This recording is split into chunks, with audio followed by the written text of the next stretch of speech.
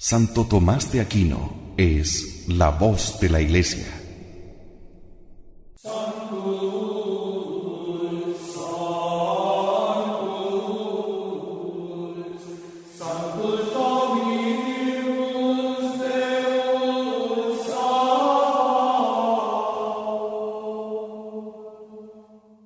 La Iglesia ha tenido en el Santo Doctor la fuente infalible de la verdad revelada. Su análisis certero, justo y piadoso de la doctrina de los Evangelios es una guía imprescindible si queremos ser católicos de verdad. Más aún en estos tiempos de tanta confusión. Santo Tomás de Aquino es la voz de la Iglesia. Adentrémonos en su divina sabiduría.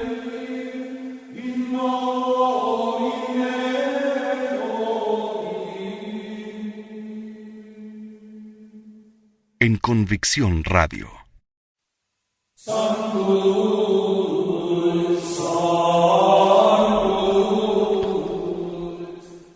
Por la gloria de Dios y la salvación de las almas, esto es Santo Tomás de Aquino, quien es la voz de la Iglesia. Estamos en el segundo capítulo del análisis del credo que realiza el angélico doctor. Pasamos a revisar el artículo 1. Creo en un solo Dios, Padre Todopoderoso, Creador del cielo y de la tierra. La primera verdad que todos los fieles deben creer es que existe un solo Dios. Debemos, pues, considerar qué significa esta palabra, Dios, que no es otra cosa que aquel que gobierna y provee a todas las cosas. Por lo tanto, creer que Dios existe es creer que Él gobierna todas las cosas de este mundo y provee a su bien. Al contrario, creer que todo sucede al azar es no creer en la existencia de Dios.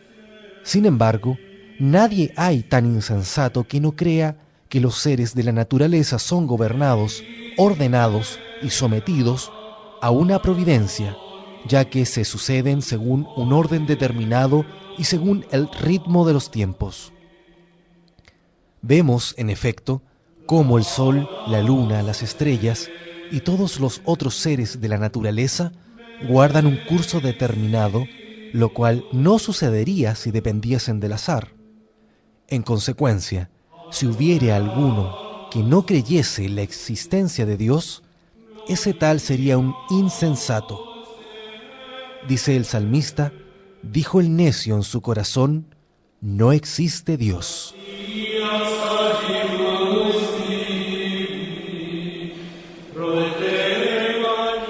Sin embargo, hay algunos que aun cuando creen que Dios gobierna y dispone las cosas naturales, niegan la acción de la providencia de Dios sobre los actos humanos, es decir, no creen que los actos humanos estén gobernados por Dios. Aducen como razón el hecho de ver cómo en este mundo los buenos sufren y los malos prosperan, de donde pareciera que no hay una providencia divina respecto a los hombres, por lo cual, hablando en nombre de ellos, se dice en el libro de Job, Dios está escondido allá entre las nubes y se desinteresa de nuestros asuntos.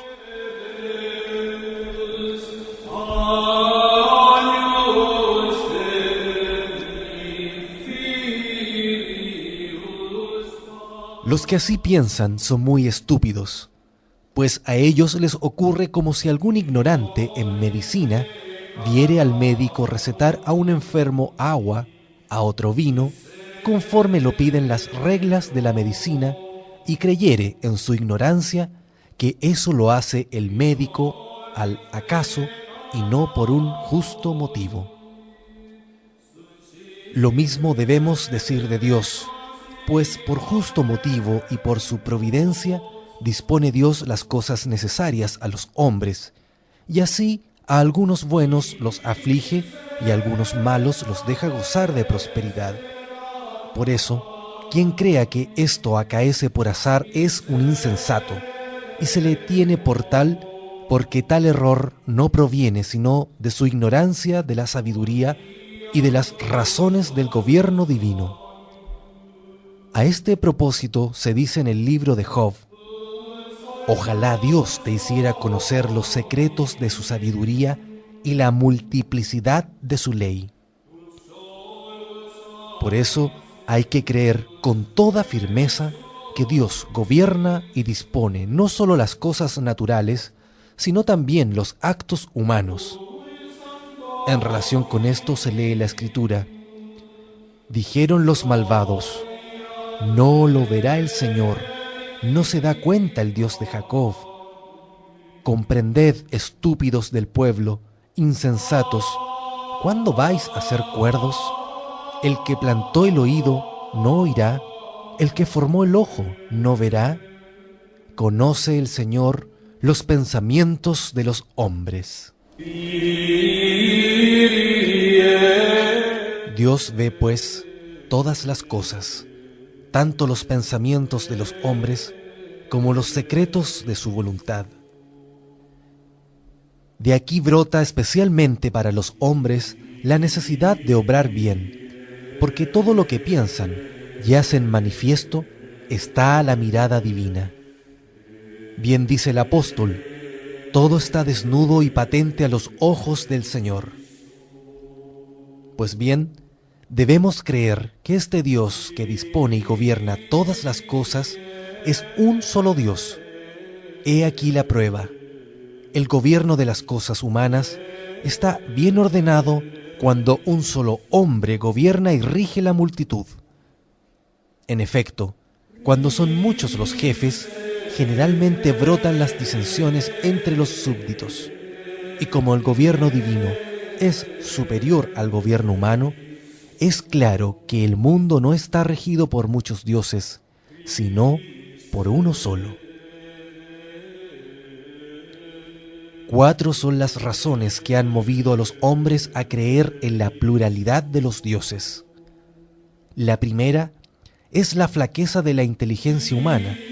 En efecto, hubo hombres cuya debilidad intelectual los hizo incapaces de elevarse por encima de los seres corporales, no creyendo que hubiese algo más allá de la naturaleza de los cuerpos sensibles. Y por eso, entre estos cuerpos a los que les parecieron más hermosos y más dignos, los tuvieron por preeminentes y gobernantes del mundo, rindiéndoles también un culto divino, como por ejemplo a los cuerpos celestes, el sol, la luna y las estrellas.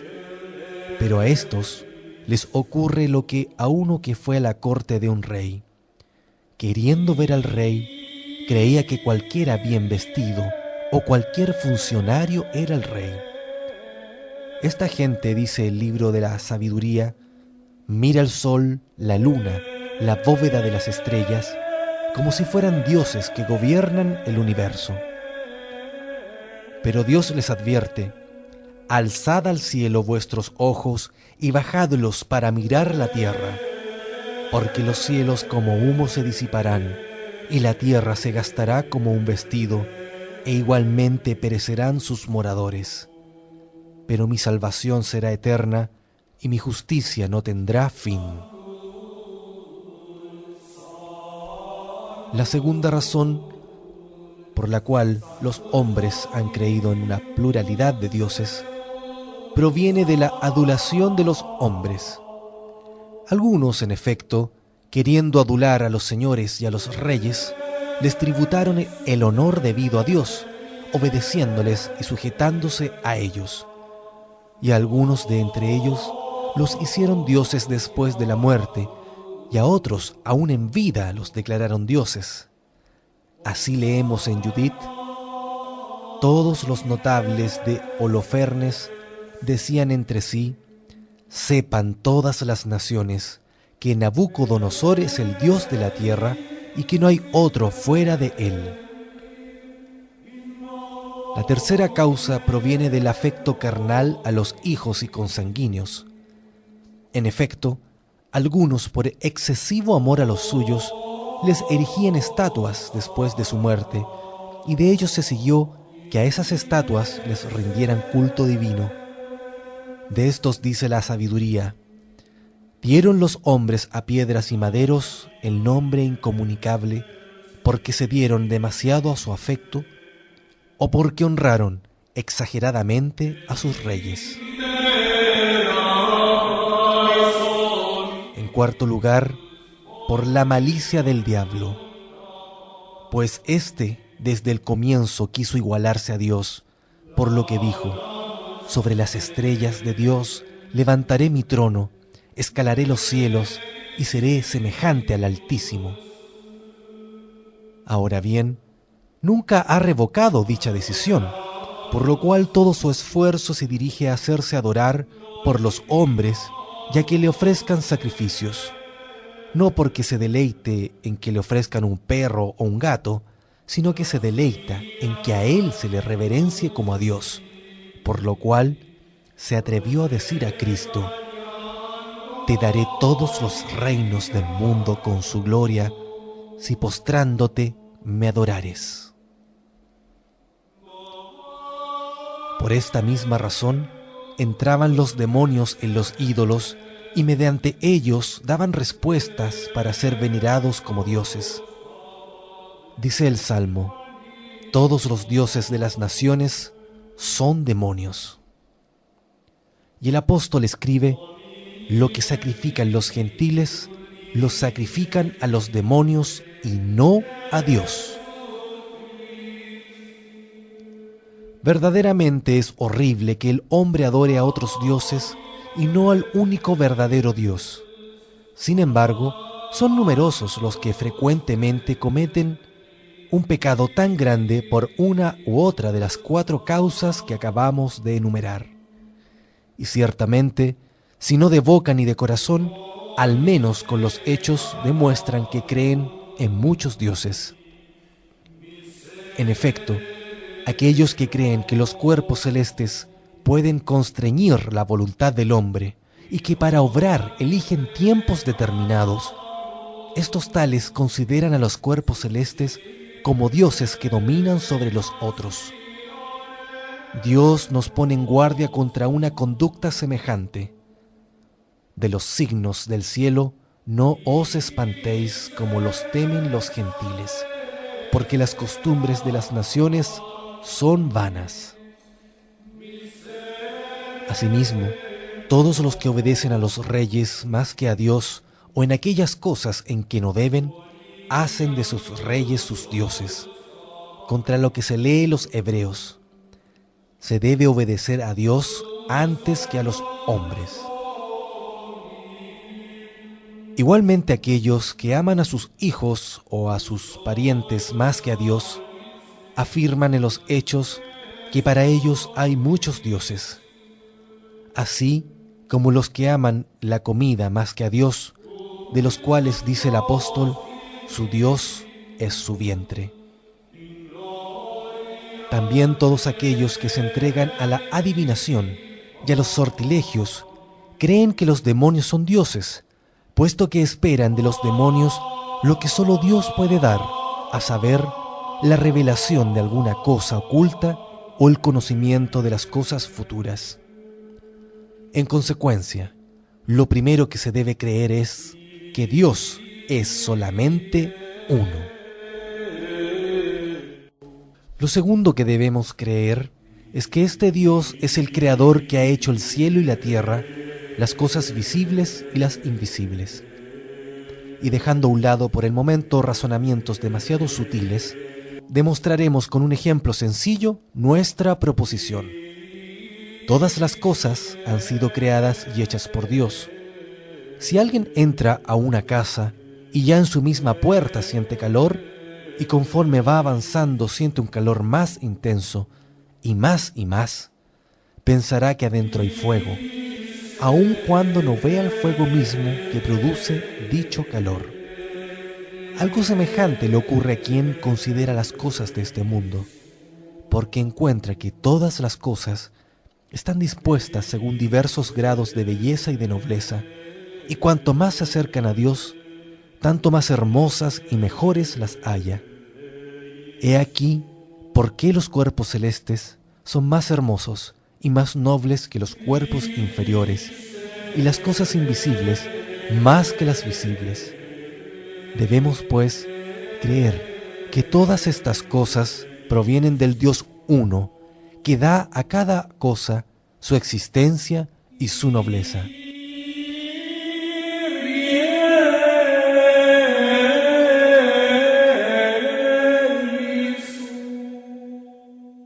Dice el libro de la sabiduría: vanos son todos los hombres que ignoran a Dios y que por los bienes visibles no llegaron a conocer a aquel que es, ni siquiera considerando las obras, reconocieron al artífice de ellas.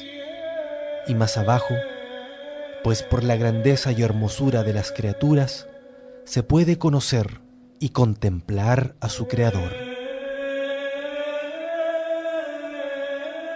Hemos pues de tener como cosa cierta que todo lo que está en el mundo viene de Dios.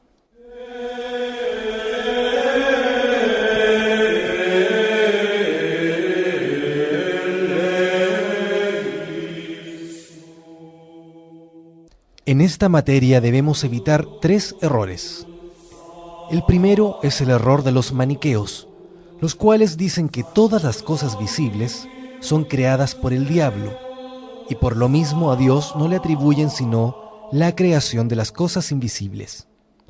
La causa de este error está en que afirman, conforme a la verdad, que Dios es el sumo bien, y que todas las cosas que provienen del bien son buenas.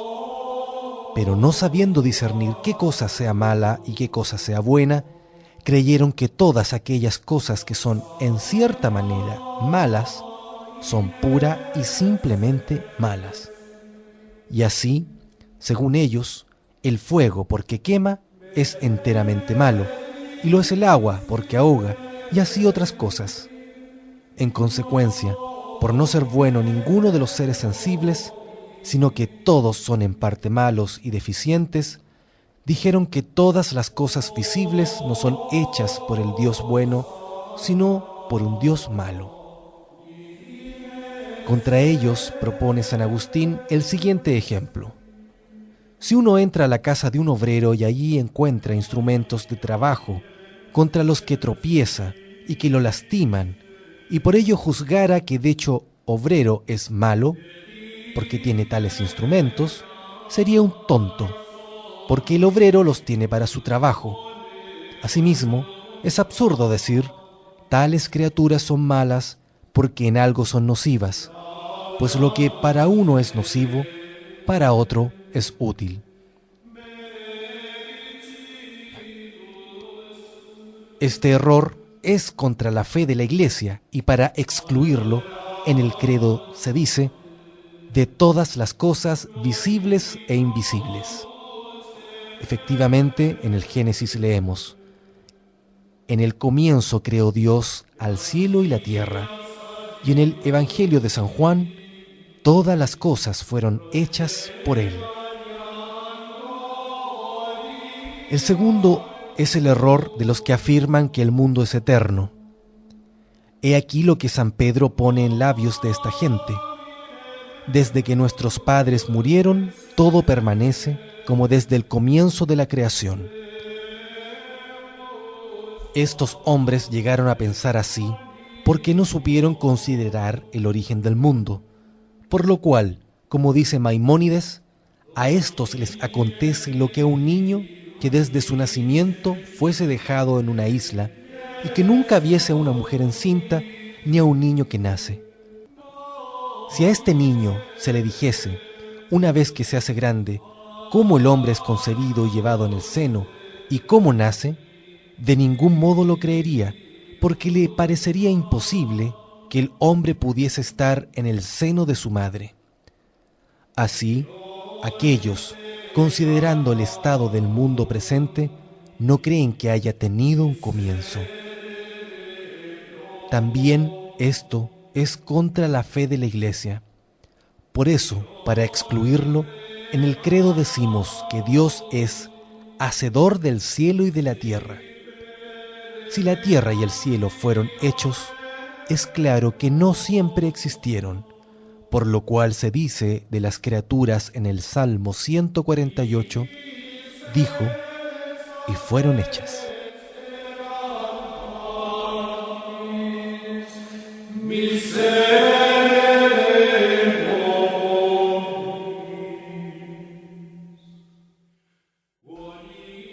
El tercero es el error de los que afirman que Dios hizo el mundo de una materia preexistente. A ello fueron llevados porque quisieron medir el poder de Dios según nuestro poder humano, y como el hombre nada puede hacer sino de alguna materia preexistente, creyeron que lo mismo sucede con Dios. Y así dijeron que para la producción de las cosas, Dios utilizó una materia preexistente.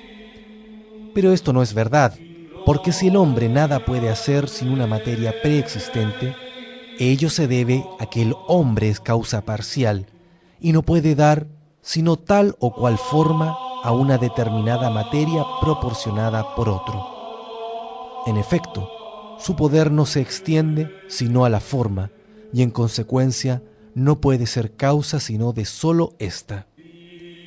Dios, en cambio, es la causa universal de todas las cosas, y no crea solo la forma, sino también la materia.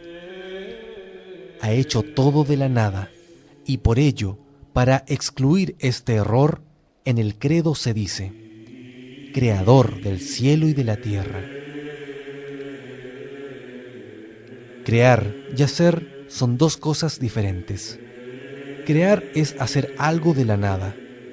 Hacer es producir algo a partir de una materia preexistente.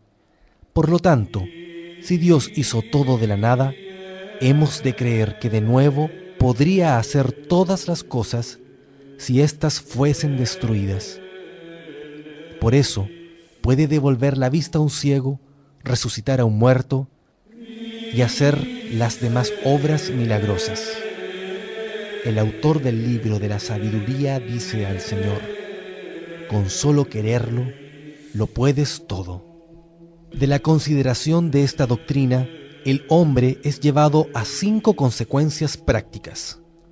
Primero, al conocimiento de la majestad divina, porque el que hace algo es superior a su obra, y como Dios es el hacedor de todas las cosas, es evidente que está por encima de todas ellas. Leemos en el libro de la sabiduría, si los hombres seducidos por la belleza de las criaturas las toman por dioses, sepan cuánto más hermoso es el Señor de ellas, porque es el autor mismo de la belleza el que las ha hecho, y si fue el poder y la eficiencia de esas criaturas lo que los dejó sobrecogidos, deduzcan de ahí cuánto más poderoso es aquel que las hizo. Por eso, todo lo que podemos comprender y pensar de Dios está por debajo de Él.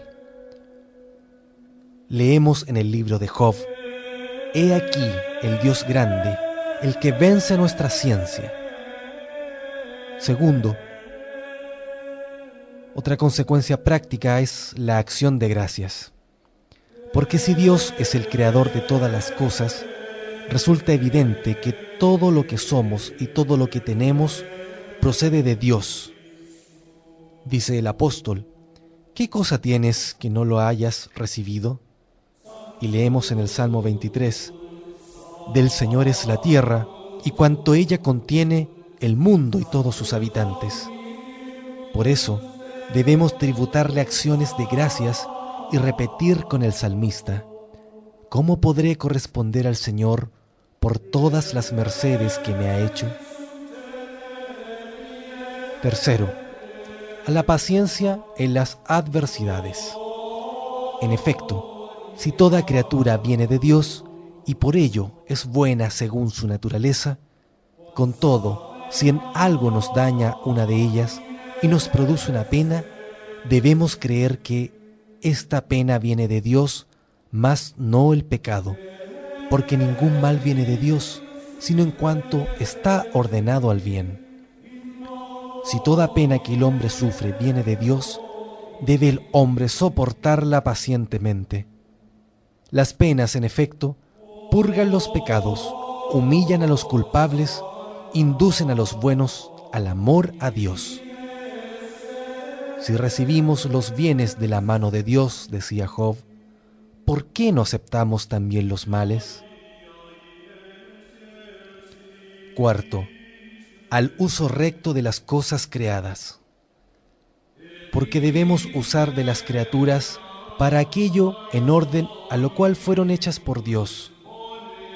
Ahora bien, Dios las hizo para dos cosas, ante todo para su gloria, porque como dicen los proverbios, el Señor ha hecho todas las cosas para sí mismo, es decir, para su gloria, y también para provecho nuestro, como lo declara Moisés. El Señor tu Dios ha hecho a estas criaturas para que estén al servicio de todas las naciones. Debemos, pues, usar de las cosas para la gloria de Dios, o sea, que al usarlas, agrademos a Dios. Y también para nuestro provecho, o sea, de tal modo que al usarlas no cometamos pecado. Tuyas son las cosas, decía el rey David al Señor, y te damos lo que hemos recibido de tu mano. Por consiguiente, todo lo que tengamos, ciencia o belleza, todo debemos referirlo a Dios y usarlo para su gloria. Quinta consecuencia, el conocimiento de la dignidad del hombre. Porque Dios hizo todas las cosas para el hombre, como se dice en el Salmo 8, todo lo pusiste bajo sus pies. Y entre todas las criaturas, el hombre es, después de los ángeles, la más semejante a Dios. El Señor dice en el Génesis, hagamos al hombre a imagen y semejanza nuestra. Y esto ciertamente no lo dijo del cielo ni de las estrellas, sino del hombre, pero no en cuanto a su cuerpo, sino en cuanto a su alma incorruptible y dotada de una voluntad libre, en lo cual se asemeja más a Dios que las demás criaturas. Por eso debemos considerar que después de los ángeles, el hombre tiene mayor dignidad que las demás criaturas, y de ningún modo debe disminuir su dignidad por el pecado y por el apetito desordenado de las cosas corporales, que son inferiores a nosotros y que fueron hechas para nuestro servicio, sino que debemos comportarnos en nuestros actos conforme al designio que Dios tuvo al hacernos. Porque Dios hizo al hombre para que dominara sobre todos los seres que están en la tierra y para que se sometiese a Dios. Debemos, pues, dominar sobre las cosas y presidirlas, pero al mismo tiempo someternos a Dios, obedecerle y servirle. Así llegaremos al gozo de Dios. Que Él se digne concedérnoslo.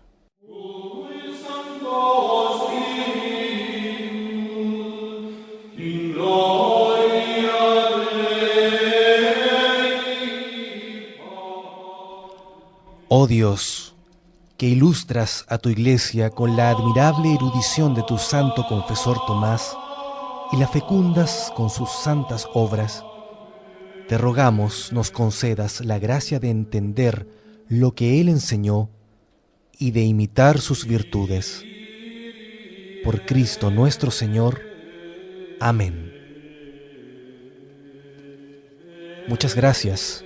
Esto ha sido Santo Tomás de Aquino, la voz de la Iglesia.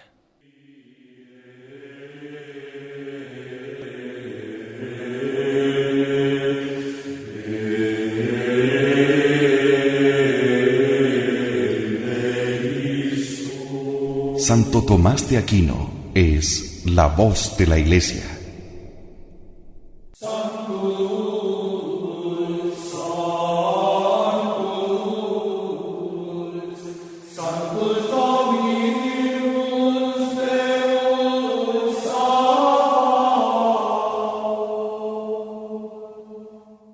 La Iglesia ha tenido en el Santo Doctor, la fuente infalible de la verdad revelada. Su análisis certero, justo y piadoso de la doctrina de los Evangelios es una guía imprescindible si queremos ser católicos de verdad.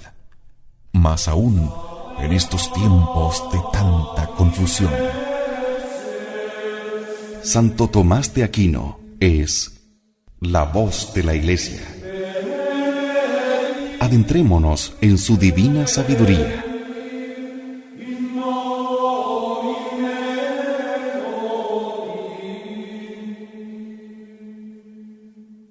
En Convicción Radio.